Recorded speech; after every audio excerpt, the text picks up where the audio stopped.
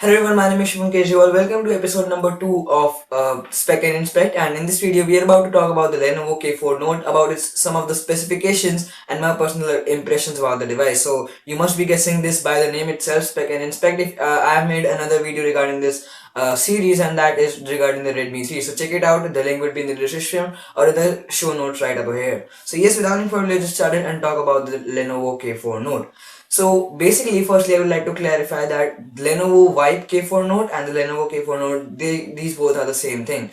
They just added the word Vibe in there, and I don't know why they did that, but they did that, and now Vibe is a part of the K4 Note and the flagship series from Lenovo. So yes, now let us take a look at some of the specifications. And firstly, we have a 5.5-inch 720 by 1280p display. Of course, it is not full HD, but 5.5 inches in HD is not a problem at all. So on number 2, we have dual SIM LTE support, that is the 4G support that Lenovo is giving in for this device. And again, I think that it is a really nice thing that the company is providing, and I really appreciate it. Number 3, we have internal VR technology support. So basically, Lenovo provided the first sale of this phone, which is going to be held on 19th of January, with VR headsets along with the phone. Of course, they are going to take a more amount of money for that VR headset, but this exactly means that they are officially promoting the VR headset, and of course that means that the internal UI of the phone is again having the VR support. So now you can just take the phone, enable the VR headset mode, and what it does is like splits the screen into two different displays.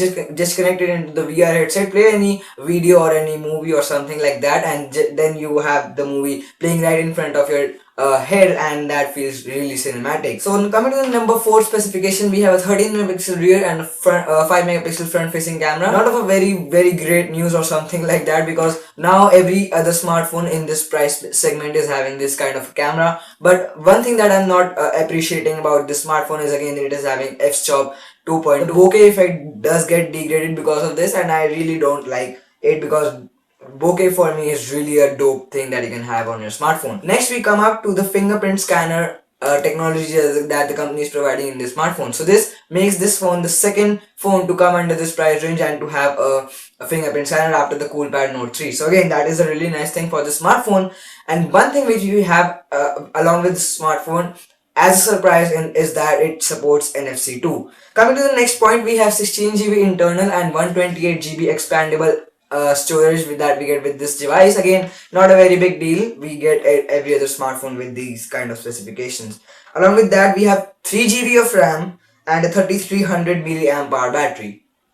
Definitely very nice thing for the company, because 3GB of RAM again in this smartphone in this range makes this smartphone the second phone to have this. And again, 3300 milliamp hour battery is really a nice and a huge battery backup. So talking about the ergonomics of this device, if we compare the battery to the ergonomics, we have a 9.1 millimeter thickness and 160 grams of weight. In the previous video, I told that the Redmi 3 is having 4100 milliamp hour battery, and along with that it had the ergonomics of like 8.5 millimeter thickness and 145 grams of weight. So of course this phone is definitely not comparable to that because of the price range, but that phone turns out to be better than this one in terms of battery life and the ergonomics all in all. So yes, I don't think that Lenovo worked in here a lot, but again that is kind of an acceptable thing.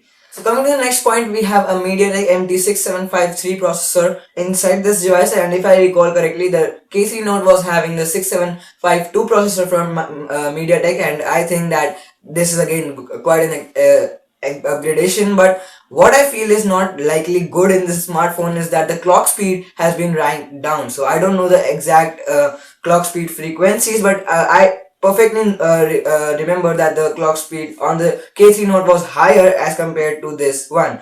So what I'm thinking is that this processor, the 6753, might have some heating issues, because of which the company had to turn down the clock speed a bit. So yes, that's that, and I just wanted you guys to know it. Along with that, we have the GPU as the Mali T720 MP3, and I don't think we should have any problem in gaming because of that. So yes, that's that. And coming to the next specification regarding the gaming side, I should also mention that it is having Dolby Atmos speaker support internally, and along with that, a very good improvement above the K3 Note is that it is having dual front facing speakers too. So gaming should be a very good experience on this device from my side, because you have Dolby Atmos, front facing speakers, and that too dual. So that is again a really nice thing. So now talking about the pricing of this device, finally we have a price tag of 12,000 Indian rupees on this thing. So not exactly 12,000, but 11,998 rupees to be very precise. So yes, with that said, we finally come to the end of this video. I hope that you guys enjoyed watching it, and if you have any query regarding this device or regarding this series, just contact me in the comment section down below, and I would be really appreciating it. Like you are like trusting me and wanting me to tell you more about this thing. So yes, that's basically it. Thanks for watching, and I'll catch you guys in the next video.